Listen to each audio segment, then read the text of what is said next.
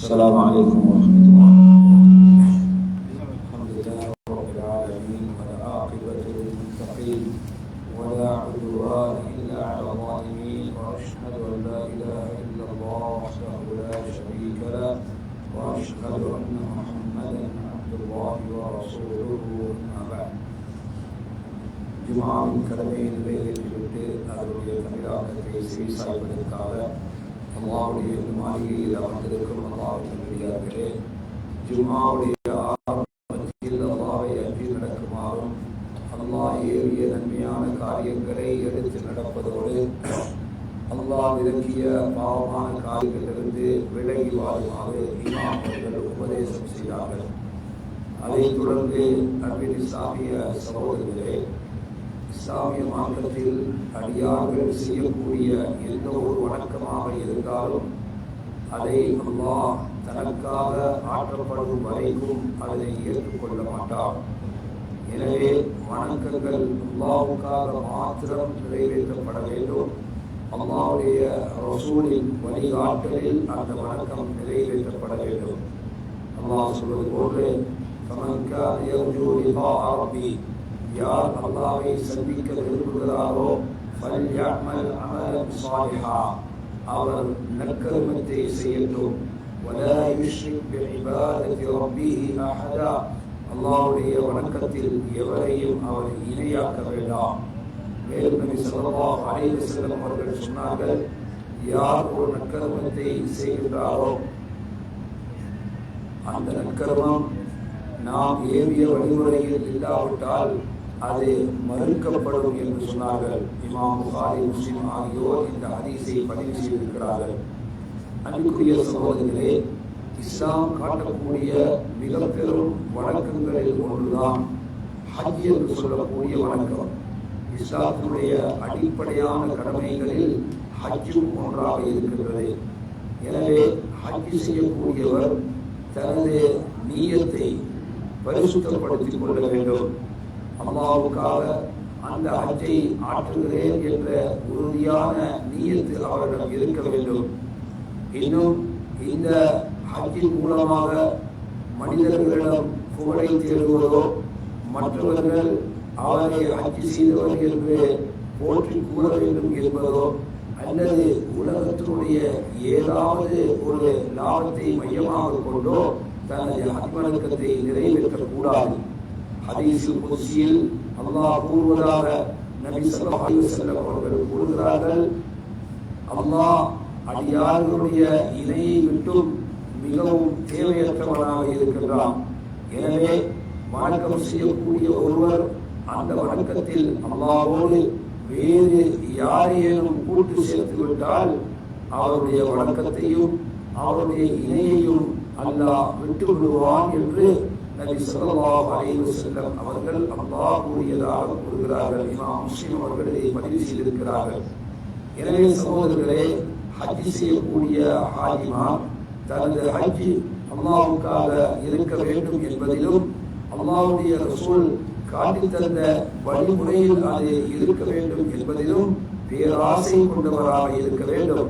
விசேடமாக இந்த ஹஜ்ஜுடைய வணக்கத்தில் நபி அவர்கள், மக்களே, என்னிடமிருந்து ஹஜ்ஜை நீங்கள் கற்றுக்கொள்ளுங்கள், அடுத்து வரக்கூடிய வருடத்தில் நான் ஹஜ் செய்வேனா என்பது எனக்கு தெரியாது என்று கூறியிருக்கிறார்கள். எனவே ஹஜ்ஜுடைய வணக்கத்தில் முழுக்க அல்லாஹ்வுடைய ரசூலை பின்பற்றி அதை நாம் ஆற்ற வேண்டுமே அன்றி புதிதான மார்க்கத்தில் இல்லாதவைகளை அதில் நாம் உருவாக்கிவிட முடியாது. ஏனைய அமல்களில் எல்லாம் எப்படி புதிய அம்சங்களை நாம் உருவாக்க முடியாதோ அதே போன்றுதான் ஹஜ்ஜுடைய வணக்கத்திலும் அல்லாஹ்வுடைய ரசூல் காட்டித் தராத எந்த ஒரு புதிய அம்சத்தையும் அதில் நாம் புகுத்திவிட முடியாது. அன்புக்குரிய சகோதரர்களே, அல்லாஹ் இந்த மார்க்கத்தை இலகுவானதாக ஆக்கியிருக்கின்றான். கஷ்டத்தை இல்லாமலாக்கி இலகுவான நிலையில்தான் இந்த மார்க்கம் ஆக்கப்பட்டிருக்கிறது. அல்லாஹ் குர்ஆனில் கூறுவது போன்று, யுரீதுல்லாஹு பிக்குமுல் யுஸ்ர, அல்லாஹ் உங்களுக்கு இலகுவை நாடுகின்றான். வலா யுரீது பிக்குமுல் உஸ்ர், அவன் உங்களுக்கு சிரமத்தை நாடுவதில்லை. மேலும் ஒரு வசனத்தில், ஹுவஜ்தபாகும், அவன்தான் உங்களை தேர்வு செய்தான். வமா ஜஅல அலைக்கும் ஃபித்தீன் மின் ஹரஜ், இந்த மார்க்கத்தில் அவன் கஷ்டத்தை உருவாக்கவில்லை என்று சொல்கின்றான். நபி ஸல்லல்லாஹு அலைஹி வஸல்லம் அவர்கள் சொன்னார்கள், எந்த சலுகைகளை அடியார்களுக்கு அல்லாஹ் வழங்கியிருக்கின்றானோ அந்த சலுகைகளை அடியார்கள் எடுத்துக்கொள்வதை அல்லாஹ் விரும்புகின்றான்.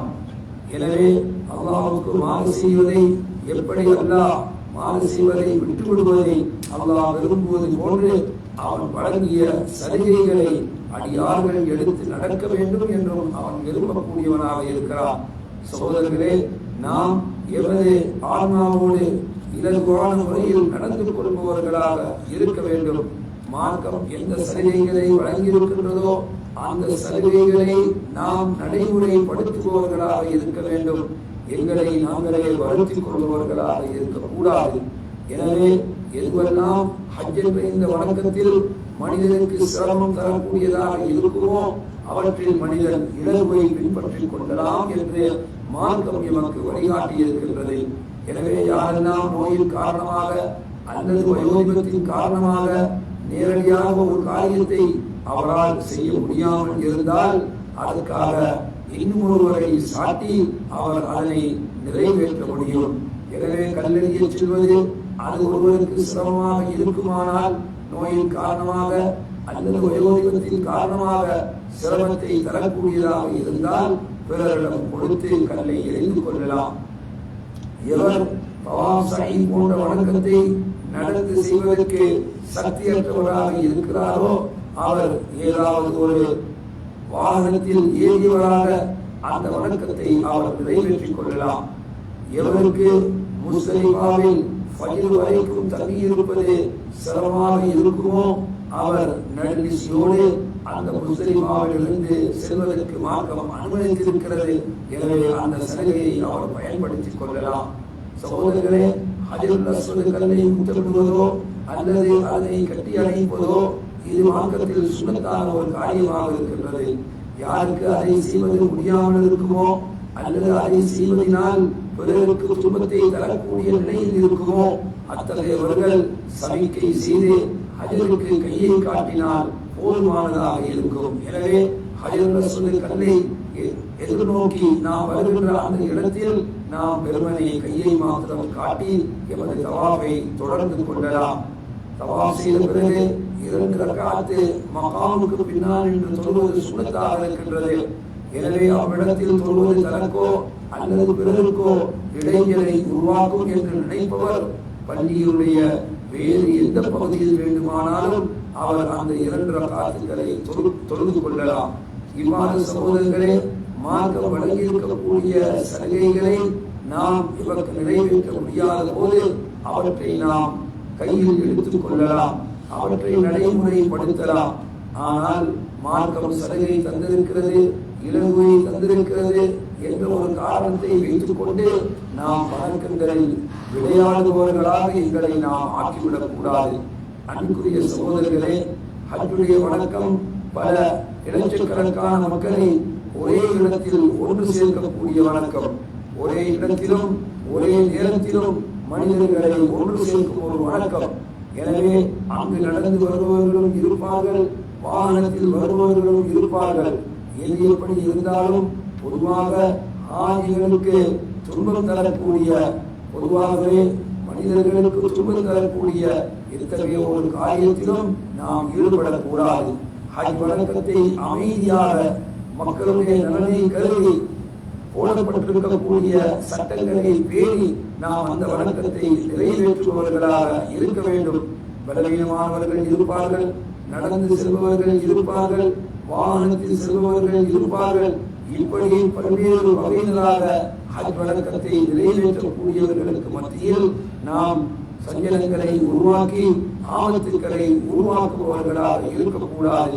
அன்புக்குரிய சகோதரர்களே, நபி ஸல்லல்லாஹு அலைஹி வஸல்லம் அவர்களுடைய மிக பெரும் ஒரு வசியத்து தான் இந்த ஹஜ் வணக்கத்தில் நாம் அமைதியை கடைபிடிக்க வேண்டும் என்பது.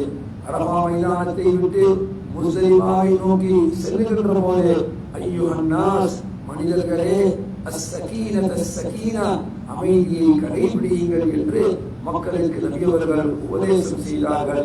இமாம் காதி இயாத் ரஹிமஹுல்லாஹ் அவர்கள் சொல்கின்றார்கள், எல்லா வணக்கத்திலும் அமைதியை அடியான் கடைபிடிப்பது என்பது மிகவும் அவசியமான அம்சமாகும். விசேடமாக மக்கள் ஒன்று கூடக்கூடிய ஹஜ் போன்ற வழக்குகளில் மென்மையாக நடந்து கொள்வது மிகவும் தேவையாக இருக்கின்றது. எனவே பிறருக்கு எந்த வகையிலும் நாம் தொந்தரவு செய்யாது, நோய்களை வழங்காது அமைதியாக இந்த கடமையை நாம் நிறைவேற்ற வேண்டும். அன்பிற்குரிய சகோதரர்களே, ஹஜ் வழக்கத்தில் சன நெரிசல் ஏற்படுவது என்பது சாதாரண ஒரு அம்சம்தான். மக்கள் ஒரே இடத்தில் பல லட்சக்கணக்கானவர்கள் ஒன்று கூடும்போது இத்தகைய சன நெரிசல் ஏற்படத்தான் செய்யும். எனவே இந்த நேரத்தில் நாம் பிறருக்கு நோயினை வழங்காது எம்மை காத்துக் கொள்வது என்பது நாம் பேண வேண்டிய மிக முக்கியமான ஒரு அம்சமாகும். பிறரோடு நாம் மென்மையாக நடந்து கொள்வது, பிறருக்கு நோயினை தராது மற்றவர்களுக்கு மரியாதை செய்து வாழ்வது என்பது, அந்த வணக்கத்தை நிறைவேற்றுவது மிக முக்கியமான ஒரு அம்சமாகும். விசேடமாக நாம் புனிதமான ஒரு வணக்கத்தில் இருக்கிறோம், புனிதமான ஒரு இடத்தில் இருக்கிறோம் என்பதை ஆதிகள் எப்போதும் நினைவில் வைத்துக் கொள்ள வேண்டும். எனவே சகோதரர்களே, அடுத்தவர்களோடு நாம் இரக்க குணத்தோடு அவர்களுக்கு தொந்தரவு வழங்காது, அவர்களினால் எங்களுக்கு ஏதும் தொந்தரவுகள் ஏற்பட்டால் அதை நாம் சகித்துக் கொள்பவர்களாகவும் எம்மை நாம் ஆக்கிக் கொள்ள வேண்டும். மற்றவர்களோடு இரக்கமாக நடந்து கொள்வதை பற்றி நபி ஸல்லல்லாஹு அலைஹி வஸல்லம் அவர்கள் சொல்லும்போது, அர்-ரஹீமூன் யர்ஹமுஹுர் ரஹ்மான், அல்லாஹ் இரக்க குணம் கொண்டவர்களுக்கு இரக்கம் காட்டுபவனாக இருக்கிறார். எனவே பூமியில் இருப்பவர்களுக்கு இரக்கம் காட்டுங்கள், வானில் உள்ளவன் உங்களுக்கு இரக்கம் காட்டுவான் என்று சொன்னார்கள். எனவே சகோதரர்களே, நற்குணத்தை, நல்ல பண்பை, பொறுமையை கடைபிடிப்பது என்பது ஹஜ்ஜுடைய வணக்கத்தில் நாம் பூண்டிருக்க வேண்டிய மிக முக்கியமான ஒரு குணமாகும். எனவே மனிதர்களோடு நாம் மென்மையாக நடந்து கொள்ள வேண்டும். பாவமான மோசமான காரியங்களில் நாம் ஈடுபடக்கூடாது. ஹஜ்ஜுடைய வணக்கத்தில் பிறரோடு தர்க்கங்களில் ஈடுபடுவதை மார்க்கம் தடுத்திருக்கின்றது. எனவே நாம் நற்குணத்தோடு நடக்க வேண்டும் என்ற இந்த போதனையின் அடிப்படையில் ஹாஜிகளாக இருப்பவர்கள், அல்லாஹ்வுடைய வணக்கத்தை நிறைவேற்ற வந்திருப்பவர்கள், இஸ்லாத்தினுடைய ஐம்பெரும் கடமை ஒன்றை நிறைவேற்ற வந்திருப்பவர்கள். எனவே அவர்களோடு நட்பண்போடு நடந்து கொள்வது என்பது மிகவும் அவசியமான ஒரு அம்சமாகும் என்பதை கூறி இமாம் அவர்கள் முதலாவது ஹுத்பாவை முடித்தார்கள். இரண்டாவது ஹுத்பாவிலும் அல்லாஹ்வை போற்றி புகழ்ந்து நபி ஸல்லல்லாஹு அலைஹி வஸல்லம் அவர்கள் மீது ஸலவாத்தும் கூறிய பிறகு, அன்பிற்குரிய சகோதரர்களே, மனிதர்களுக்கு தேவையான எல்லா விதமான சட்டங்களையும் ஒழுங்குகளையும் அரசாங்கம் நிறைவேற்றுவது, அதை செய்து கொடுப்பதில் மிகவும் கவனம் உள்ளதாக இருக்கின்றது. எனவே உத்தியோகபூர்வ வட்டாரங்களின் மூலமாக ஆதிகளுக்கு தேவையான என்ன அறிவுரைகள் எல்லாம் வழங்கப்பட்டிருக்கிறதோ, என்ன சட்டங்கள், என்ன போதனைகள் எவைகள் எல்லாம் சொல்லப்பட்டிருக்கிறதோ அவை அனைத்தையும் பேணி நடப்பது, அவற்றில் மிக கவனமாக இருப்பது ஆதிகளுக்கு மிகவும் அவசியமாகும். இந்த சட்டங்கள் அனைத்துமே அவர்களுடைய நலனுக்காக ஏற்படுத்தப்பட்டவைதான். எனவே இதை நாம் வீணாக்கிவிடக் கூடாது, இதை நாம் கணக்கில் கொள்ளாது இருந்துவிடக் கூடாது. என்ன சட்டங்கள் சொல்லப்பட்டிருக்கிறதோ அது அனைத்தையும் நாம் கவனத்தில் கொள்ள வேண்டும். மனித உயிருக்கும் மனிதனுடைய உடைமைகளுக்கும் பாதுகாப்பு வழங்கும் மூலமாகத்தான் இந்த சட்டங்கள் ஏற்பாடு செய்யப்பட்டிருக்கிறது என்பதை ஆதிகள் எப்போதும் ஞாபகத்தில் வைக்க வேண்டும். அரச தலைவர் மூலமாக இடப்படக்கூடிய கட்டளைகளை பேணி நடப்பது என்பது மார்க்கம் எமக்கு சொல்லித்தரக்கூடிய மிக முக்கிய ஒரு போதனையாகும். நபி அல்லாஹ் தஆலா அவருடைய அருள்வேதத்தில், யா அய்யுஹல்லதீன ஆமனூ, ஈமான் கொண்டவர்களே, அத்தீஉல்லாஹ் வ அத்தீஉர் ரசூல் வ உலில் அம்ரி மின்கும், அல்லாஹ்வுக்கு கட்டுப்படுங்கள், அல்லாஹ்வுடைய ரசூலுக்கு கட்டுப்படுங்கள், உங்கள் தலைவர்மார்களுக்கு கட்டுப்படுங்கள் என்று அல்லாஹ் தஆலா எங்களுக்கு கட்டளையிட்டிருக்கின்றார். அன்பிற்குரிய சகோதரர்களே, எனவே நாம் இந்த போதனைகளை பேணி வாழ்வது எமக்கு மிக முக்கியமான ஒரு அம்சமாகும். எனவே எந்த ஒரு ஆஜியும் தனது உயிரை ஆபத்தில் போட்டுக் கொள்ளக்கூடியவர்களாக இருக்கக்கூடாது. உங்கள் உயிரை நீங்களே ஆபத்தின் பக்கம் போட்டு விடாதீர்கள் என்று அல்லாஹ் எங்களை தடுத்திருக்கிறார். இந்த மார்க்கத்தில் தான் துன்பத்துக்கு ஆளாகுவதும் இல்லை, பிறருக்கு துன்பம் வழங்குவதும் இல்லை. இதுதான் இஸ்லாம் என்று மனிதர்களுக்கு நபி ஸல்லல்லாஹு அலைஹி வஸல்லம் அவர்கள் போதனை செய்திருக்கிறார்கள். எனவே தனது உடலுக்கோ தனது உடைமைக்கோ தீங்குகளை ஏற்படுத்தக்கூடிய எந்த விதமான ஒரு காரியத்திலும் ஹாஜி ஈடுபட்டுவிடக் கூடாது. கடுமையான சூடான நேரத்தில் வெயிலில் தன்னை உட்படுத்துவது, வெயில் தனக்கு படக்கூடிய வகையில் அவர் இருப்பது, அதே போன்று தண்ணீர் குடிப்பதில் கவனமில்லாமல் இருப்பது, இது போன்ற காரியங்கள் ஹாஜியை கஷ்டத்தில் போடக்கூடியதாக இருக்கும். எனவே தான் ஆன்மாவோடு மென்மையாக இலகுவாக தானே நடந்து கொள்ள வேண்டும் என்ற சட்ட அடிப்படையில் சகோதரர்களே எம்மை நாம் கவனத்தில் கொள்ள வேண்டும். இன்னல்லாஹ் ரஃபீக், அல்லாஹ் மென்மையானவன். யுஹிப்புர் ரிஃப்க, மென்மையாக நடந்து கொள்வதை அவன் விரும்புகின்றான். மென்மையாக நடந்து கொள்வதற்கு அவன் வழங்கும் கூலி ஏனைய எதற்கும் அவன் வழங்குவதில்லை என்று நபி ஸல்லல்லாஹு அலைஹி வஸல்லம் அவர்கள் எங்களுக்கு அறிவுரை சொல்லி இருக்கின்றார்கள் என்பதை கூறி இமாம் அவர்கள் இரண்டாவது குத்பாவை முடித்தார்கள். குத்பாவுடைய இறுதியில் மூமின்கள் முஸ்லிம்களுக்காக பிரார்த்தனை செய்யப்பட்டு குத்பா நிறைவுற்றது. வஆகிரு தஅவானா அனில் ஹம்துலில்லாஹி ரப்பில் ஆலமீன். ஸல்லல்லாஹு வஸல்லம் வ பாரக அலா நபியினா முஹம்மத் وعلى آله وصحبه أجمعين والحمد لله رب العالمين.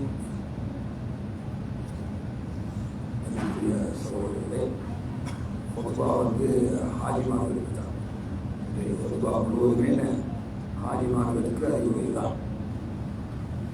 இருந்தாலும் பொதுவான சில கருத்துக்களை சொன்னார்கள் அவர்கள். அது ஹாஜிமார்களுக்கும் தான், ஹாஜி அல்லாதவர்களுக்கும் பொருள்.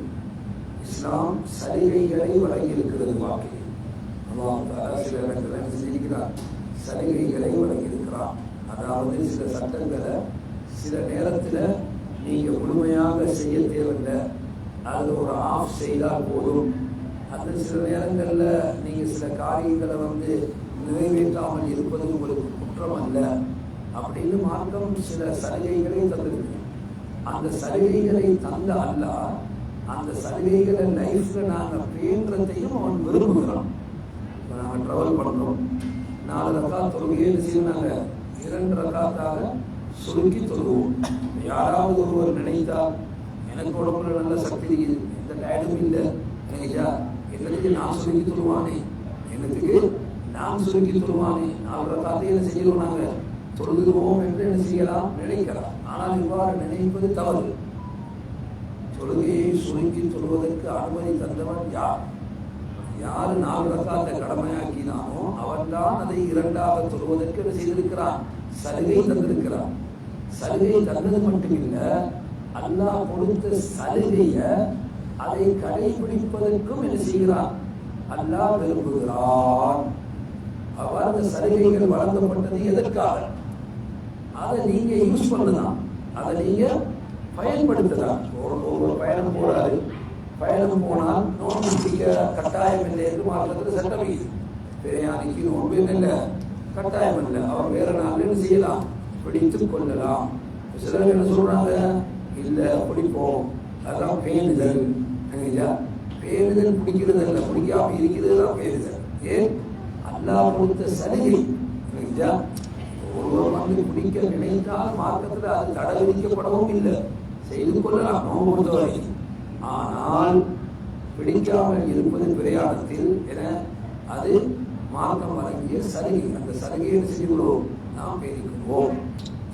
கம்பெனியில் ஒரு சலுகை தந்திருந்தா பகலையில 1 hour நீங்க என்ன செய்யலாம், ரெஸ்ட் எடுத்து கொள்ளலாம். எம்ப்ளாயிமார் என்ன செய்வாங்க, தேவை இல்லாட்டி ரெஸ்ட் எடுப்பாங்க. அப்படியே இல்லையா? தேவை இருந்தா மட்டும் உங்களுக்கு போய் ரெஸ்ட் எடுக்கிறேன் இல்லை, கம்பெனி சலுகை தந்திருக்குது, அதை யூஸ் பண்ணணும். அப்ப பாருங்க, அங்க நாங்க என்ன எதிர்பார்க்கிறோம், எங்களுக்கு தேவையில்லாட்டி அதை யூஸ் பண்ணணும்னு எதிர்பார்க்கிறோம். அப்ப அல்லாஹ் சலுகையை தந்துட்டு என்ன செய்கின்றான், அல்லாஹ் அதை யூஸ் பண்றதை எங்கள்கிட்ட விரும்புகிறான். அப்ப பல உதாரணங்களை, விசேஷமாக ஹஜ்ஜுடைய வழக்கத்துல பல உதாரணங்களை நாம் சொல்லி காட்டினான். யாருக்கு நடந்து தவாஃப் செய்ய முடியாதோ, யாருக்கு நடந்து சை செய்ய முடியாதோ, அவர் தாராளமா ஒரு வீல் சேரை யூஸ் பண்ணி கொள்ளலாம். இப்படி நினைக்க கூடாது. நடந்தா நன்மை கூட, வீல் சேர்ல போனா என்ன நன்மை குறைய? வீல் சேர்ல ஏன் போடுறாங்க, நடக்க இயலாத இப்படிதானே போடுறோம். அப்ப நடக்கும் போது என்ன நன்மையை அல்லாஹ் தருவானோ அதே நன்மையை அல்லாஹ் என்ன செய்வான், நீங்க வீல் சேர்ல போனாலும் உங்களுக்கு தருவான். இன்றைக்கு புதுசாக கேள்வி வந்திருக்குது. ஏன்னா கவர்மெண்டாலே என்ன செஞ்சுக்கலாம்னு சொன்னால் தவாப் செய்யறதுக்கு சைன் செய்யறதுக்கு வெஹிக்கல் என்ன கோல் போயிட்டு பேருன்னு சொல்கிறாங்க. அப்படி ஒரு வெஹிக்கிளை கவர்மெண்ட்டே அரேஞ்ச் பண்ணிக்குது. அதுக்கு ஸ்பெஷலி டாப்ல என்ன செய்யப்பட்டிருக்கு, தனியான ஒரு ரவுண்டே போட்டிக்கிறாங்க. அதில் ஏறி உட்கார்ந்தா அண்மையில் போனவங்க சொன்னார், அவர் அதுக்கு போனாராம், காபாவை காணவே இல்லையா, 7 தவா முடிவு வரைக்கும் காபா கண்ணுக்கு படவே இல்லை போலையில். ஏன்னா அவ்வளோ சரிக்குது, 7 தவா முடிவு வரைக்கும் காபா என்ன செய்யல, கண்ணுக்கு படவே இல்லை. தவா செஞ்சதும் தெரியாது, சை செஞ்சதும் தெரியாது, அந்த அளவுக்கு லேசாயிருச்சு. சோதரில் போன அவரு கொஞ்சம் ஹார்ட் பேஷண்ட், அவருக்கு ஹார்ட்ல பிரச்சனை. இப்போ அவர் அசல் வந்து இந்த குவாலிட்டி சொன்னார், 27 உங்களுக்கு யோசிப்பாங்க, 27 ஈவினிங் எப்படி அசல் வந்து குவாலிட்டி சொன்னார். நான் இப்போ தான் தவாஃபுக்கு போகிறேன், அவ்வளோ 2 பேர் போகிறான். இப்போ என்ன இந்த டைம்லேயே தவா போவான் மனுஷன், 27 நைட்டு எவ்வளோ பெரிய கவுதிக்கும் அப்படின்னு அவரை பயன்காட்ட எனக்கு விருப்பம் இல்லை. அவர் போயிட்டாரு, அவர் போகும்போது இந்த கோல் அடிச்சிருந்தா இல்லை போயிட்டு இருக்காதீங்கன்னு சொல்றாரு. இப்போ அவரும் கிளம்பி போயிட்டார், பள்ளிக்கு பக்கத்தில் போயிட்டு தான் கோல் அடிக்கிறாரு. இப்போ தவா செய்ய வந்திருக்கிறோம். அது பெரிய யோசனை, மனுஷன் ஆல்ரெடி ஹார்ட் பேஷன் ஆகியாரு. ஒரு பெரிய கவுண்ட் எப்படி சமாளிக்க போறாரு. 27 நைட் எப்படி அன்றைக்கு 27, 29, 27 ஸ்பெஷல் தான் மக்கா பொறுத்த வரைக்கும். அதுக்கு ஒரு 1 hour ஒரு 1.5 hour குவாலிட்டி இருந்தாலும் நாங்கள் தவா செய்ய முடிச்சிட முடியாது. இவ்வளவு நீங்க அவர் போய் என்ன செஞ்சாரா, அதாவது அந்த எலக்ட்ரானிக் வெஹிக்கிள் அதை வந்து கேட்டிருக்காரு. அவர் இல்லை அதெல்லாம் ஃபுல் நாளைக்கு தான் இங்கிருச்சு, இன்றைக்கு இல்லை. அதுக்கப்புறம் அவர் 8% ப்ரூவ் பண்ணுற கார்டு முடியும், அந்த கார்டு காட்டிக்க கார்டு அந்த ஸ்டாஃப் என்ன செஞ்சாரா, மேலே கூட்டிட்டு போயிட்டு அந்த வெஹிக்கிள் ஏற்றிட்டாரா. 2 பேர் வாங்கிட்டு மேலே கூட்டிட்டு போயிட்டு அந்த வெஹிக்கிளில் ஏற்றுக்கிறா. அது குரூப்பாக கூட்டிட்டு போகிறான், ஒரு 10 பேரை 15 பேரை. ஜவாப் செஞ்சோம், சரி செஞ்சோம், எந்த விதமான ஒரு சிரமமும் கிடைக்கவும் இல்லை, காவாவும் கண்ணால் காண கிடைக்கவும் இல்லை. அப்போ மாஷா அல்லா லேசாக்கி கொடுத்துட்டான். சரி, இப்போ இதில் தவாப் செஞ்சா தவாப் கூடுமா கூடாதா அப்படின்னு சொல்லி என்ன சர்ச்சை சிலர்களால் கிளப்பப்பட்டிருக்குது. சோதரர்களே, நபி ஸல்லல்லாஹு அலைஹி வஸல்லம் அவர்கள் ஒட்டகத்தின் மீது அமர்ந்தவர்களாக தவாப் செய்தார்கள், சஹீம் செய்தார்கள். இன்றைக்கு இந்த வாகனம் மாதிரி தானே அன்றைக்கு உள்ளது. ஏன்னா அன்றைக்கு BMW அதுதான், அந்த காலத்தில் இருந்த பெரிய வாகனம் எது அதுதான். அப்ப எனவே நபி அவர்கள் ஒட்டகத்தின் மீது அமர்ந்து தவாப் செய்தது, சஹீ செய்தது. தவாப் சஹீ செய்கிற நேரம் கால் நிலத்தில் படுறது கட்டாயம் இல்லைங்கிறது இல்லையா. தவாப் சஹீ செய்கிற நேரம் சில கால் நிலத்தில் படவும் நினைச்சா. அப்ப நிலத்தில் கால் படாமல் தவாப் சஹீ செஞ்சாலும் அந்த தவாப் சஹீ செல்லுபடியாகும். காரணம், அல்லாஹ்வுடைய ரசூலே செய்தார்கள், தவாப் சஹீ செய்தார்கள். எப்போதுமே நபி அவர்கள் என்ன செய்வாங்க, மக்களுக்கு இலகுவை காட்டி கொடுப்பதில் கவனமா இருப்பாங்க. ஏன்னா ஒரு நெரிசலான நேரம், கஷ்டமான சங்கடமான மக்கள் பெரியோர் கவனிக்கிற நேரம். அப்ப நபி அவர்கள் செய்யலாம், என்ன செய்யும், இப்படி எல்லாம் தேவைப்படும்போது அப்பவே செஞ்சாங்க, ஒட்டகத்துக்கு மேலே ஏறி தவாப் சஹீ செஞ்சு காட்டாங்க. இப்போ சிலர்களை நீங்கள் பார்த்தீங்கன்னா இந்த கல்லை மோக்குறதை தானே ஹஜருல் அஸ்வதை மோந்து தவாப்பை ஸ்டார்ட் பண்ணணும் என்றதை சிலர்கள் விளங்கி வச்சுக்காம ஏதோ அது ஃபர்துமா நினைச்சா. தவாஃபுக்கு ஸ்டார்ட் முதல்ல கல்லை மோக்காட்டி அவருக்கு தவாஃப் செல்லுபடியாகாதுன்றவன். எனக்கு ஞாபகம், நாங்கள் ஒரு முறை தவாஃபுக்குள்ள கல்லை மோக்கிறதுக்காண்டி நின்று கொண்டிருக்கிறோம். நான் இரவு ஒரு 1 மணி 2 மணி ஒரு கூட்டம் மட்டும் வந்துச்சு, ஒரு பேச்சுலர்ஸ் கூட்டம் 25-30 பேர். மேல் துணி தானே நான் அவரால் கண்டேன், மேல் துள்ள கலக்கிக்குள்ள கேட்டான், இது கூட கேட்டான்.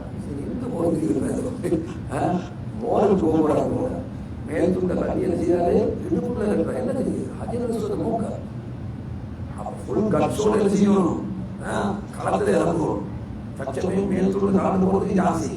அதுக்காக என்ன அதை எடுத்து இடுப்புள்ள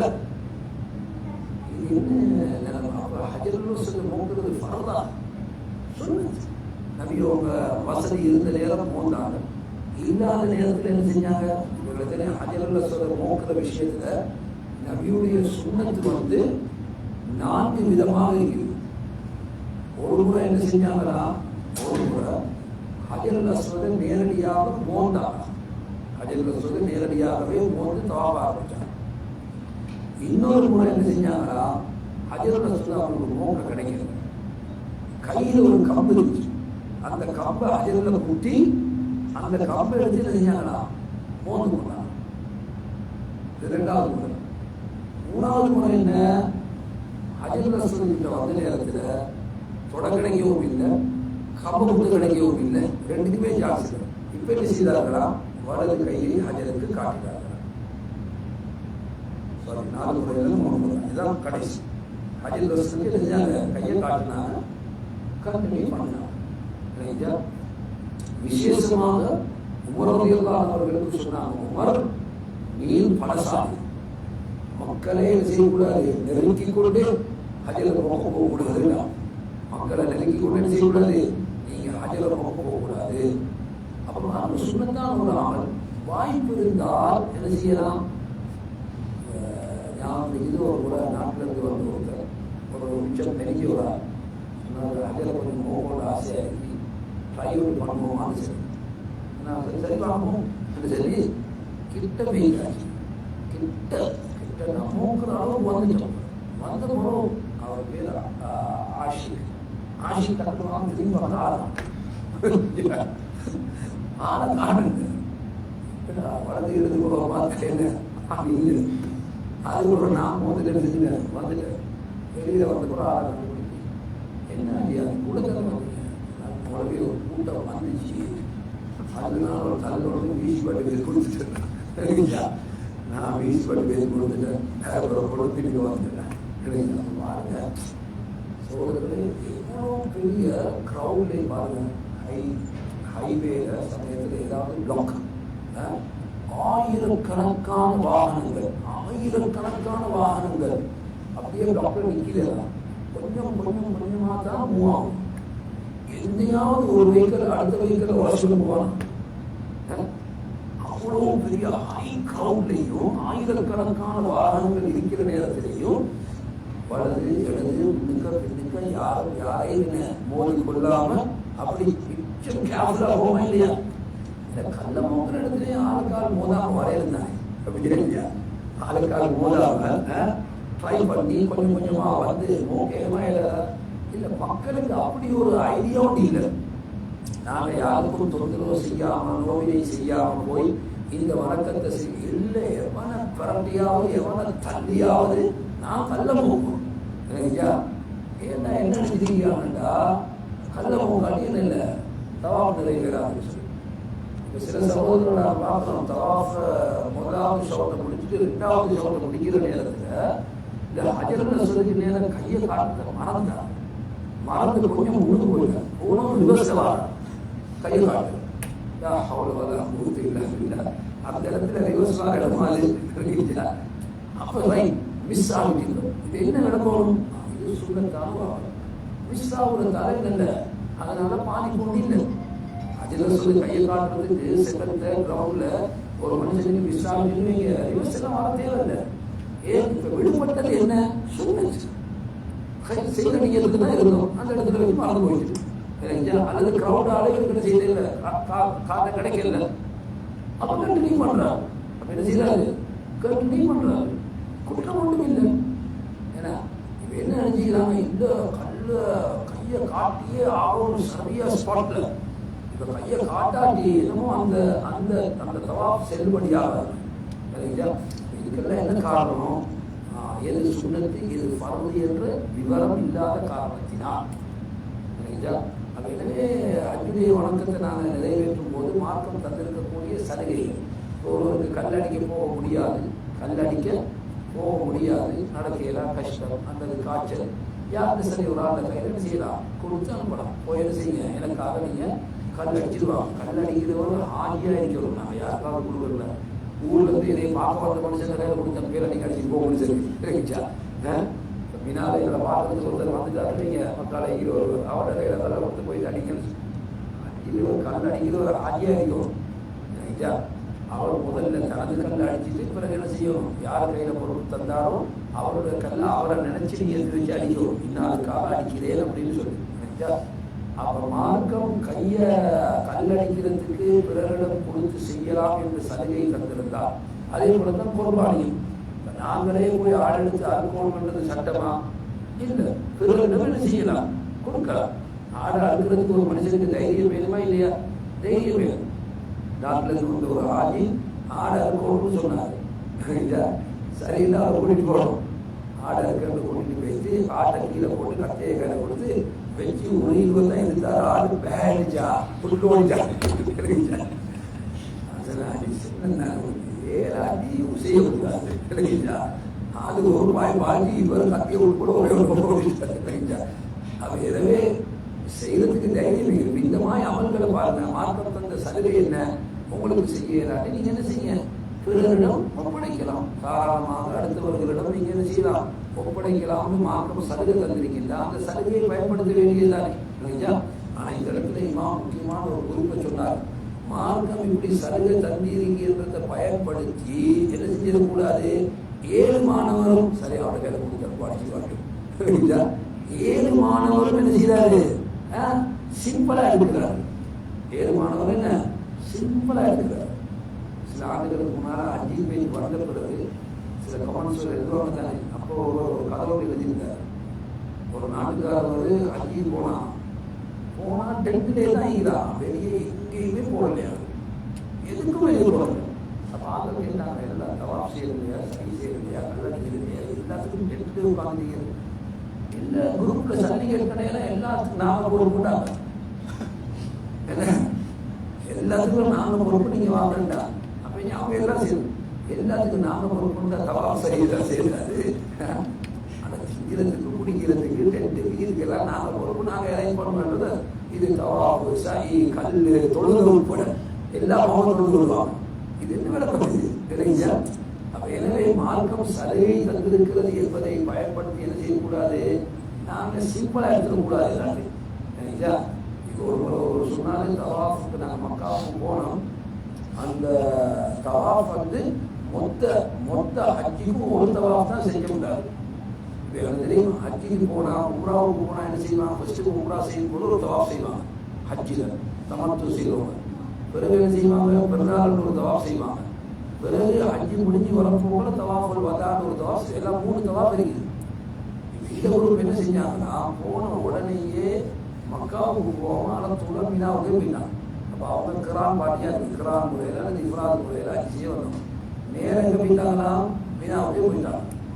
மீனாவுக்கு போய் மற்ற எல்லா கடமையும் முடிச்சுட்டு கடைசியாக மக்கால இருந்து ஹஜ்ஜை முடிச்சுட்டு போகிறாங்க. பெருநாளுக்கு கூட என்ன செய்யற தவாஃப் செய்ய வரலையா.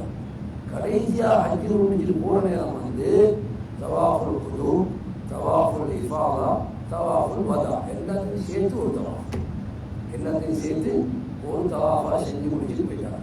சட்டத்துல கூடு, சட்டத்துல என்ன கூடு. ஆனா இருந்தாலும் இந்த அளவுக்கு கேலசரை இல்லையா, மக்காவுக்கு வந்து அவர் தவாஃபுல் செய்யறது இல்லையா. பெருநாளுக்கு தனக்கு ஏழுமாக இருந்தால், இயலாத வசதி இல்லாத கஷ்டப்படக்கூடியவர்கள் பிரச்சனை இல்லை. ஏழுமாக இருந்தால் அந்த தவாஃபை தனியாக செய்யறது நல்லதா இல்லையா? இது கடைசியில மக்காலத்து போற நேரம் தவாஃபுல் வதா செய்யும் போது அதோட சேர்த்து தவாஃபுல் இஃபாதாவை ஒரே நியத்துல இல்லைங்களா. சட்டத்துல அனுமதி உண்டு, ஆனாலும் நன்மை குறையதான கிடைக்கும். நன்மை என்ன செய்யும், ஒரு தவாஃப் செஞ்சா கிடைக்கிற நன்மை அதாவது 2 தவாஃப் செஞ்சா அதோட கூடுதலாக கிடைக்கும். ஏன் மார்க்கம் சொன்ன தவாஃப் முறைகள் ஏன்னா தவாஃபுல் குதூம் இல்லாட்டி தவாஃபுல் உம்ரா இருக்குது, தவாஃபுல் இஃபாதா இருக்குது, தவாஃபுல் வதா இருக்குது. மார்க்கம் சொன்னவை. சரி, சுருக்கம் என்ன, எவைகளில் மார்க்கம் சலுகை தந்திருக்கிறதோ, எவைகளில் மார்க்கம் சலுகை தந்திருக்கிறதோ அவற்றை நாம் பயன்படுத்திக் கொள்ளலாம். எவற்றில் மார்க்கம் சலுகை தரலையோ அதில் நாங்கள் என்ன செய்யக்கூடாது. இப்போ ஃபர்லான தொழுக பாபா கொஞ்சம் சிரமமா இருக்கி மகன் பள்ளிக்கு போறாரு, மகன் எனக்கும் செய்து சொல்லிருப்பான் போறதுக்குள்ள செய்யுங்க, நீங்க ஜமாத் முடிஞ்ச போற எழுப்பி நான் காது எனக்காக ஏதாவது ஒரு பள்ளிக்கு போகிற நீங்க உங்களுக்கு சொல்லுங்க. பள்ளிக்கு போக வசதி இல்லையா, போக கிடைக்கலையா, அட்லீஸ்ட் குழந்தையில செய்யணும். வீட்லையாவது இன்னொருத்தருக்கு சொல்லிடுமா, இதை இன்னொருத்தருக்கு சொல்லிடாது. 10 நோம்பு முடிஞ்சு வாப்பா என்ன செய்யறாரு, நாளைக்கு நான் நோம்பு முடிக்கல அவனையும் புறவு நோம்பு நீங்க போய் கலா செஞ்சுக்குவான். அதான் நீங்க நாங்கள் செய்யணும். நீங்க மூட்டா போட மனம் செய்யறது அது விஷயம் வேறு. நீங்க உசுரோடைக்கு போல அவர்கள் கலாச்சியை சொல்லலாம்.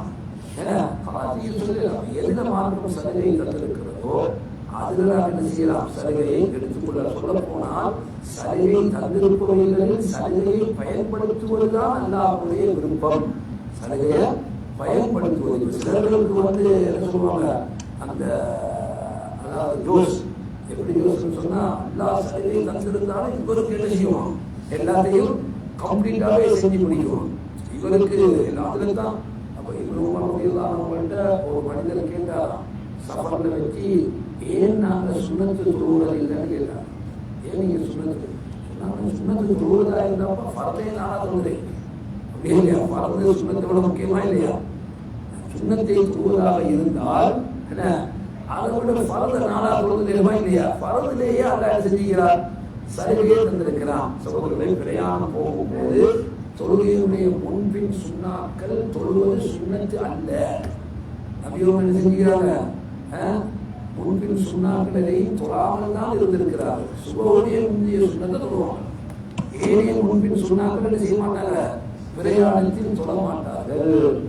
ஆனால் பிரயாணத்தில் வழங்கப்பட்ட சலுகை. யாரும் இப்படி யோசிக்கல, தொழாட்டி நன்மை இல்லாமல் போகுமே இல்லை, ஒரு நாள் கிடையாது. அல்லாஹ் எதுல சலுகை தந்தாலும் அது உங்களுக்கு நன்மையை கடத்தான் போனீங்க, செய்யாட்டி கடத்தான் போனோம். சரி, அப்ப எனவே ஆட்சி செய்யக்கூடியவர்கள் கண்டிப்பாக மார்க்கம் வழங்கி இருக்கக்கூடிய இந்த சலுகைகளை கவனத்தில் வைத்திருக்க வேண்டும். அதற்குரிய தேவை வந்தால், அதற்குரிய நிலைமை வந்தால் அதை பயன்படுத்திக் கொள்ள வேண்டும். இது ஆதிவாக. சரி, இந்த குர்பானி விஷயத்துல சில சகோதரர்கள் போன் பண்ணி கேட்கிறாங்க, தலைப்புற பிறந்துச்சு, நாங்கள் நகை வெட்டிட்டோம், முடி வெட்டிட்டோம், சரிங்களா, எப்படி குர்பானி கொடுக்கலுமா? சகோதரர்களே, நகம் முடி போன்றவற்றை வெட்டினாலும் வெட்டாவிட்டால் சரியா, அது குர்பானிக்கு எந்த தடையும் இல்லை. உபரியா குர்பானி கொடுக்கிறதுக்கு ஒருவர் தலைமுறை பிறந்த பிறகு நகத்தை வெட்டிட்டாரு வைங்க, முடிய வெட்டிட்டாரு வைங்க, அதனால குர்பான் கொடுக்க ஏதாவது சட்டம் இல்லையா? அப்படி ஒரு சட்டம் கிடையாது. யார் துல்ஹஜ்ஜின் தலைமுறை பிறக்கும் போது குர்பான் கொடுக்கும் நியத்தில் இருக்கிறாரோ அவர் தன்னுடைய நகம் முடி போன்றவற்றை களைய வேண்டாம் அப்படின்னு அவர்கள் தடுத்தார். எனவே அந்த நியத்து உள்ளவர்கள் அதை செய்யாமல் இருக்க வேண்டும். அதுதான் அவர் பேண வேண்டிய ஒரு முக்கிய அம்சம். சரி, ஒருவர் அதை மீறிட்டார்கள், நீங்க வெட்டிட்டார், வேண்டுமென்றே செய்தால் எஸ், அவர் ஒரு ஹராத்தை செய்தவராக ஆகும். இல்ல மறந்து செஞ்சிட்டாருன்னு சொன்னா என்ன, அவருக்கு குற்றம் கிடையாது. சரி, வேண்டுமென்றே செய்தவருக்கு ஏதாவது பரிகாரம் இருக்குதா என்றால் அதுல மார்க்கம் பரிகாரம் வைக்கவும் இல்லை. அல்லாஹ் பாவம் மன்னிப்பு தெரியும், இஸ்திக்ஃபார் செஞ்சுவோம். சரி, ஒருவருக்கு தலைமுறை பிறக்கும் போது குர்பான் கொடுக்குற ஐடியா இருக்கிறது. ஒரு 5 நாள் 3 முறை என்ன செய்யுது, ஐடியா வருவது. இவர் முடிநலம் எல்லாம் தலைமுறை பிறந்த முறை வெட்டிட்டார். இப்ப கேட்கிறார், என்ன நான் வெட்டிட்டேனே, குர்பான் கொடுக்கலுமா? எப்ப நியத்து வந்ததோ அப்பேல இருந்து பேணினால் போதும். எப்ப நியத்து வந்துச்சோ அப்பேல இருந்து நலமுடி போன்றவற்றை களையக்கூடாது என்ற சட்டத்தை பேணினால் ஒரு நியத்து வந்த நேரத்தில் இருக்கு. சிலர்கள் என்ன நினைக்கிறாங்கன்னா, அதுலேயும் ஒரு தந்திரம் என்னன்னா, துல்ஹஜ் தலைமுறை பிறக்கும் போது இவருக்கு குர்பான் கொடுக்கிற வசதியும் இருக்குது, ஐடியாவும் இருக்குது. ஆனா சொல்றாரு, இல்ல நியத்து வைக்கல, பெருநாளைக்கு 2 நாளைக்கு முதல்ல நியத்து வைக்கும். எதுக்கு? இந்த நலமுடி களையிற சிரமத்துக்காக. இப்ப நியத்து வைக்காம பெருநாளைக்கு 2 நாளைக்கு முதல்ல என்ன செய்வோம், உபரியா கொடுத்து நியத்து வைப்போம். அப்ப அப்பேல இருந்து பேருனா சரிதானே? இது அதுக்குள்ளே ஒரு விளையாட்டு இருக்கு. தலைமுறை பிறக்கும் போது குர்பான் கொடுக்கிற ஐடியா ஒருவருக்கு இருக்குன்னு வைங்க, அதுக்குரிய வசதியும் ஒருவருக்கு இருக்குன்னு வைங்க, அப்ப நியத்து உண்டாயிருந்து அர்த்தம். நியத்து என்ன, அதுக்கு உட்கார்ந்து ஒரு இடத்துல குர்பான் கொடுக்க நியத்து வைக்கிறேன் அப்படின்னு நினைக்கணுமா? தலைமுறை பிறக்கும் போது ஒரு வசதி இருக்குது, ஐடியா இருக்குன்னா நியத்து வச்சாச்சுன்னு அர்த்தம். யாருக்கு வசதி இல்லையோ, தலைமுறை பிறக்கும் போது அவருக்கு வசதி இல்லை, அப்படியே கண்டினியூஸ்லி ஒரு 5-6 நாள் போன பரவாயில்ல, அல்ஹம்துலில்லாஹ். திடீர்னு கம்பெனியால என்ன செஞ்சாங்க, பெருநாள் ஹதியான்னு சொல்லி ஒரு 1000 கொடுத்தாங்க. இப்ப யோசிக்கிறாரு, ஒரு ஆர்டர் என்ன செய்யணும், குர்பான் கொடுக்கிறது. இப்ப வசதி வந்துச்சு, நியத்து வச்சா இப்ப வந்து என்ன செய்து கொள்ள வேண்டாம், பேணிக் கொள்ள வேண்டும். சில சமூகங்கள் இங்க இருக்கிறாங்க. இப்ப அவங்க கேட்கிறாங்க என்னன்னு சொன்னா, இப்ப வெள்ளிக்கிழமை பெருநாள் வருது, இங்க வரது வெள்ளிக்கிழமை பெருநாள் வருது. பெருநாள் தொழுகை இங்கே தொழுது பிறகு இவர் குர்பான் கொடுக்க போறாரு. நாட்டுல கோல் அடிச்சு குர்பான் அறுத்துருங்க, தொழுதுங்க, அப்படின்னு சொல்லி என்ன அதுலேயும் நேற்று ஒரு சகோதரர் கேள்வி போட்டிருந்தாரு. அங்கே சனிக்கிழமை தான் பெருநாள், எங்களுக்கு வெள்ளிதானே பெருநாள், நாங்கள் இங்கே தொழுது பிறகு குர்பான் அறுத்துட்டா பெருநாள் அன்றைக்கு மக்களுக்கு சாப்பிட்றதுக்கு அதிகமாகிவே, அதனால வெள்ளிக்கிழமே எங்கள் அண்ணன் சொல்லிட்டாரு அறுத்துடுவோம் அப்படின்னு சொல்லி அப்படின்னு பேசக்கூடாது. உங்களுக்கு செய்யலாம். குர்பான் பிராணி எங்கு இருக்கிறதோ அந்த இடத்துல தொழுகை நடைபெற வேண்டும். குர்பான் பிராணி எங்க இருக்கு? ஏன்னா குர்பான் பிராணி தொழுகையோடு சம்பந்தப்பட்ட ஒரு அமல். சொன்னாங்க, யார் தொழுகைக்கு முன்பு தன் பிராணியை அறுத்து விடுவாரோ அவர் சாதாரண ஒரு அறுவையைத்தான் செய்தால் குர்பானி அல்ல. யார் தொழுகைக்கு பிறகு குர்பானியை அறுப்பாரோ ஐயாவை அறுப்பாரோ அவர் தான் செய்தாரே பெருநாள் தினம் செய்ய வேண்டிய ஓய்யா வணக்கத்தை அவர் தான் நிறைவேற்றினார். சரி, இப்ப இங்க இருக்கிறவங்களுக்கு ஒரு பிரச்சனை, நாங்கள் தொழுது பிறகு அவர் குர்பானியா இருக்கிறதா என்றால் இல்லை. எல்லா சகோதரர்களையும் குர்பானி என்பது ஒரு சமுதாய அமல். அது நாங்கள் எங்களை ஊருக்குள்ள மட்டும் மரத்தில் போட்டு எல்லாம் இல்லை, அது அறுக்கப்படும், அது மக்களுக்கு பகிர்ந்தளிக்கப்படும். அப்ப என்ன, இது வெளிப்படையாக நடைபெற வேண்டிய ஒரு அமல். அப்ப அந்த அமலை எப்படி செய்யணும்? மக்கள் பெருநாள் கொண்டாடுற நாள்ல தான் அதை செய்யணும். இப்ப பெருநாள் கொண்டாடுறாங்களா அங்க வெள்ளிக்கிழமை? இல்லை, சனிக்கிழமை தான் இப்ப நாட்டில் பெருநாள் என்று அறிவிக்கப்பட்டிருக்கிறது. அப்ப எனவே சனிக்கிழமை தினம் அன்று அவர்கள் அவர்களுடைய பெயர் மாடிக்கு அங்கதான் அல்லது ஆதரவு இங்கே இருந்தால் நாங்கள் என்ன செய்வோம்? இங்கே அடிப்படையில செய்வோம். இதை மையமா வச்சு சிலர்கள் கேட்கிறாங்க, நான் நாட்டில் தான் குர்பான் இருக்க போறேன், அப்ப நான் நகமுடி வெட்டுவது என்பது நாட்டில் பிற கண்ட பிறகா அல்லது இங்கே பிற கண்ட பிறகா? நான் குர்பான் கொடுக்கிறது நாட்டில். இப்ப நகமுடி வெட்டுறது மாட்டோட சம்பந்தப்பட்டதா மனுஷனோட சம்பந்தப்பட்டதா? இது மனிதனோட சம்பந்தப்பட்டது. அப்ப குர்பானி கொடுப்பவரோடு சம்பந்தப்பட்ட அமல் இது. அவர் எங்க இருக்கிறாரு? அவர் சொல்லுகிறார். அப்ப அவர் இருக்கும் இடத்துல பிற கண்ட பிறகுதான் அவர் இந்த வணக்கத்தை செய்யணும் ஆரம்பிக்கும். நகமுடி போன்றவற்றை கலையாம இருக்கும். எனவே நகமுடி வெட்டுறது எதையோடு சம்பந்தப்பட்டது? நான் இருக்கிற இடத்துக்குள்ள பிரிய வச்சுதான் அதை முடிவு செய்யும். ஆனால் குர்பான் பிராணி இருப்பது நாட்டிலேயா இருந்தால் அது எங்க இருக்கிறதோ அந்த பிராணி அதை வச்சுதான் அதை தீர்மானிக்கும். ஏன்? பெருநாள் தொழுகைக்கு பிறகுதான் அறுப்போம் என்று நபியவர்கள் வலியுறுத்தி சொல்லி இருக்கிறார்கள். அப்ப குர்பான் பிராணியை நாங்கள் தாராளமா என்ன செய்யலாம்? சாப்பிடலாம். ஏழை எளியவர்களுக்கு நாம் பகிர்ந்து கொடுக்கலாம், குடும்பத்தவர்களுக்கு கொடுக்கலாம். ஈவன் முஸ்லிம் அல்லாதவர்களுக்கு கூட ஓய்யா இறக்கிய கொடுக்கிறது. மார்க்கத்தில் அது கிடையாது. முஸ்லிம் அல்லாதவர்களுக்கு கூட என்ன செய்யலாம்? ஓய்யா இறக்கிய என்ன செய்யலாம்? கொடுக்கலாம். ஓய்யாவை பெருநாள் தினமன்று தொழுகைக்கு பிறகு அறுக்கணும் என்பதுதான் சட்டம். சரிங்களா? அதை டிஸ்ட்ரிபியூட் பண்ணது அன்றைக்கே செய்யணும் கிடையாது. அது அடுத்த நாள் அதுக்கு அடுத்த நாள் கூட செய்யலாம், செய்து கொள்ளலாம். சுன்னத் என்ன? பெருநாள் அன்று அறுக்கப்படவும். பெருநாள் தினம் அன்று அறுக்கப்பட்டு விட்டால் அறுத்தத்தோட இந்த சட்டம் முடியும். நகமுடிகளை கூடாது என்ற சட்டம் முடியும். அது அறுத்து பங்குட்டு முடிஞ்ச பொருள் தான் நாங்கள் நகமுடி களையக்கூடாது என்ற சட்டம் கிடையாது. இப்போ ஒரு 10 மாடு கொடுக்குறான்னு சொன்னா 10 மாடு அறுக்கப்படும் வரைக்கும் அவர் வெயிட் பண்ண தேவை. ஒரு மாட்டை அறுத்தாலே போதும். அவர் நகமுடி போன்றவற்றை செஞ்சிடலாம், கலைந்து விடலாம். நிறைய பேர் குழப்பிக் கொள்றாங்க. அது விசேஷமாக ஹாஜிமார்கள் இந்த பெருநாள் குர்பானி, அதே போல ஹஜ்ஜிக்கு போனா கொடுக்கிற குர்பான், இந்த 2 குர்பானியை மிக்ஸ் பண்ணி கொண்டு ஹாஜிமார்களோட கேள்வி என்ன? நாங்கள் துல்ஹஜ் தலைமுறை பிறந்ததிலிருந்து நாங்களும் நகமுடி போன்றவற்றை களையாமல் இருக்க வேண்டுமோ? ஓஹியா குர்பானி, ஹஜ்ஜில கொடுக்கிற குர்பானி, இந்த 2 குர்பானிக்கு இடையில வித்தியாசங்களை பாருங்க. முதலாவது பேர்லயே வித்தியாசம். நாங்க நாட்டில் கொடுக்கிறது பெருநாள் தினம் கொடுக்கிறது அதுக்கு பேரு ஓஹியா. ஹஜ்ஜில கொடுக்கிற குர்பானிக்கு பேர் என்ன? ஹஜி. அல்லாஹ் குர்ஆன் சொல்றான், فمن تمتع بالعمرة إلى الحج فما استيسر من الهدي. அந்த குர்பானிக்கு பேர் என்ன? ஹஜி. பேரே 2 வித்தியாசம். இப்ப நாங்க நாட்டில் எப்படி நாங்க பழகிருக்கிறோம்னு சொன்னா எல்லாத்துக்குமே குர்பான் தான். எங்களுக்கு எல்லாத்துக்கும் உள்ள பிறந்தாலும் குர்பான் தான், ஹஜ்ஜிக்கு போனாலும் குர்பான் தான், பெருநாள் அடைவது. இதனால எங்களுக்கு என்ன? அந்த பேரை வித்தியாசப்படுத்தி நாங்கள் யூஸ் பண்ணாததால எங்களுக்கு இடையில அந்த காம்ப்ளிகேட் வந்துருக்குது. எங்களுக்கு எந்த குர்பானிக்கு என்ன பேரும் தெரியாது. அப்ப பெருநாள் தினம் என்று வழங்கக்கூடிய குர்பானுக்கு பெயர் என்ன? உஹியா. ஹஜ்ஜில போய் கொடுக்கிற குர்பானுக்கு பேர் என்ன? ஹதி. சரியா? ஹஜ்ஜி குர்பானியை பொறுத்த வரைக்கும் ஒரு குடும்பத்துல 7 பேர் ஹஜ்ஜிக்கு போனா அந்த 7 பேருக்கும் சேர்த்து ஒரு ஆடை இருக்குமா? இல்லை. ஒவ்வொரு ஆஜியும் தனிய தனக்கென்று ஒரு ஆடா இருக்கும். மாப்பிள்ளையும் கொண்டாட்டியும் போனா மாப்பிள்ளை கொண்டு வேற, கொண்டாட்டி கொண்டு வேறா இருக்கும். 2 பேரையும் ஒரு ஆட்டுக்கு சேர்க்கலாம். ஆனா உஹியா குர்பானியை பொறுத்த வரைக்கும் மொத்த குடும்பத்தையுமே ஒரு ஆட்டுக்கு சேர்த்துக்கிறது. ஒரு குடும்ப தலைவர் குர்பானி கொடுக்கிற நேரம் தன்னுடைய மனைவி, தன்னுடைய பிள்ளைகள், தன்னுடைய பெற்றோர்கள், தன்னுடைய குடும்பத்தில் யாரெல்லாம் தன்னுடைய கஸ்டடியில் இருக்கிறாங்க எல்லாத்தையும் சேர்த்து நியத்து வச்சு என்ன செய்யணும்?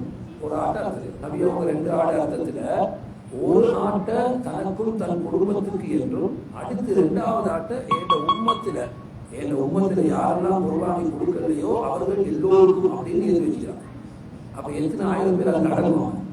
அப்ப எனவே உஹியால எத்தனை பேரையும் சேர்த்து நீங்க வைக்கணும். ஆனா ஹஜ்ஜின் குர்பானில அப்படி எல்லாத்தையும் சேர்த்து செய்யலாது. ஒவ்வொருத்தரும் தனியே ஒரு குர்பான் கொடுக்கணும். இப்ப உஹியா குர்பானை பொறுத்த வரைக்கும் உஹியா குர்பான உலகத்துல எங்க வேண்டுமானாலும் இருக்கலாம். ஆனா ஹஜ்ஜில கொடுக்கிற ஹதியா அது அங்கதான் இருக்கும். அது மினால மக்கால தான் என்ன செய்யணும்? அது அறுக்கணும். நினைச்ச இடத்துல எல்லாத்தையும் செய்ய முடியாது, அது அறுக்க முடியாது. உஹியா குர்பானியை பொறுத்த வரைக்கும் பெருநாள் தொழுகைக்கு பிறகுதான் என்ன செய்யணும்? அதை அறுக்கணும். சரிங்களா? ஆனா ஹஜ்ஜினுடைய குர்பானி ஹதியை பொறுத்த வரைக்கும் அந்த பெருநாள் இந்த தொழுகை முடியும் வரைக்கும் பார்த்துட்டே தேவை. இந்த முறை வெள்ளிக்கிழமை பெருநாள் வரும். அப்படித்தானே? வெள்ளிக்கிழமை பெருநாள் வருது. அப்ப வெள்ளிக்கிழமை தான் இந்த முறை மினாவுடைய நாள் வருது. மினாவுடைய நாள் இப்ப பெருநாள் தினம் தானே மினாவுடைய ஃபர்ஸ்ட் டே. அந்த டேயும் வருது பெருநாள் தான். சரி, இப்ப பெருநாள் நாள் என்றதால பெருநாள் தொழுகையை அங்க இமாம் நடத்தி முடிஞ்ச பிறகுதான் ஹஜ்ஜில கொடுக்கிற குர்பானி அறுப்போமா என்றால் இல்லை, அப்படி சட்டம் இல்லை. சூரியன் உதயமான பிறகு அந்த குர்பானை அறுத்துக்கலாம். இமாம் சொத்பாவது வரைக்கும் செய்தவர்ல பார்த்து கொண்டிருக்க வேண்டிய தேவை கிடையாது. சொத்பாவது வரைக்கும் பார்த்து கொண்டிருக்க வேண்டிய தேவை கிடையாது. அப்ப இந்த 2 குர்பானிக்கு இடையில என்ன வித்தியாசம்? மக்கா ஹதியை பொறுத்த வரைக்கும் மக்காவில் உள்ள ஏழைகளுக்கு என்று உள்ள அது குர்பான். மக்கா ஏழைகளுக்கு தான் அது பகிர்ந்து அளிக்கப்பட வேண்டும். ஆனா உஹியா குர்பானியை உலகத்துல எங்க வேண்டுமானாலும் என்ன செய்யலாம்? அதை கொடுக்கலாம். எனவே இந்த 2 குர்பானிக்கு இடையில எத்தனையோ வித்தியாசம் இருக்கிறது நம்ம பார்க்கிறோம். சரிதானே? வெள்ளிக்கிழமை பெருநாள் வந்து விட்டா உங்களுக்கு தெரியும், மார்க்கத்தில் உள்ள ஒரு சலுகை தான். வெள்ளிக்கிழமை பெருநாள் வந்தா மார்க்கத்துல 2 ஜும்மால ஒரு ஜும்மாவுக்கு டிஸ்கவுண்ட். நீங்க பெருநாள் கொத்பால கலந்து கொண்டீங்கன்னா நீங்க அன்றைய வெள்ளிக்கிழமையா இருந்தால் வெள்ளிக்கிழமை கொத்பால செய்தியில்லை கலந்து கொள்ள தேவையில்லை, கட்டாயம் இல்லை. பெருநாள் கொத்துல கலந்து கொள்ளாம அவர் கட்டாயமா என்ன செய்யணும்? பெருநாள் கொத்த ஜும்மா கொத்பாவுக்கு வந்துதான் ஆக வேண்டும். ஏன் காலையில் பெருநாள் கொத்பா மிஸ் பண்ணிட்டார். அப்ப பெருநாள் கொத்பாவை தொழுதவர் இமாமோடு அந்த தொழுகையை தொழுதவர் ஜும்மா தொழுகையில் கலந்து கொள்வோம் என்று சொல்லி கட்டாயம் கிடையாது. அப்ப ஜும்மா என்னன்றதுக்காக தொழவே தேவையில்லை அர்த்தமா? ஜும்மா தொழணும், ஜும்மா தொழில் செய்யணும். சலுகைன்னு சொல்லி ஜும்மாவில் ஓரவில்லை பற்றக்கூடாது. ஜும்மாவுக்கு பள்ளிக்கு அந்த கூட்டு தொழுகையில் சேர்வது அவருக்கு கடமை இல்லை. ஆனால் அதுக்காக லோகர் தொழுகையை தொட தேவையில்லை என்று அர்த்தம் வந்துறாரு. இது மார்க்கத்தில் வழங்கப்பட்ட என்ன சலுகை. எங்க நாட்டில் எப்படி விளங்கி வச்சுக்கிறாங்கன்னா, ஒரே நாள்ல 2 குர்பா வந்தா அது அரசாங்கத்துக்கு சரியா? ஒரே நாள்ல 2 குர்பா வந்தா அது அரசாங்கத்துக்கு நல்லது இல்லையா? யாரு சொன்னா அப்படி? ஒரே நாள்ல 2 குர்பா வந்தா வரக்கூடிய 2 ஜும்மா மாஷா அல்லாஹ் வரது கூட. இது எப்படி விலகி வச்சுக்கிறாங்கன்னு சொன்னா, இல்ல அரசாங்கத்துக்கு நல்ல இல்லை. எவன் தான் இந்த பொருளையை கிளம்பி விட்டாலும் தெரியாது.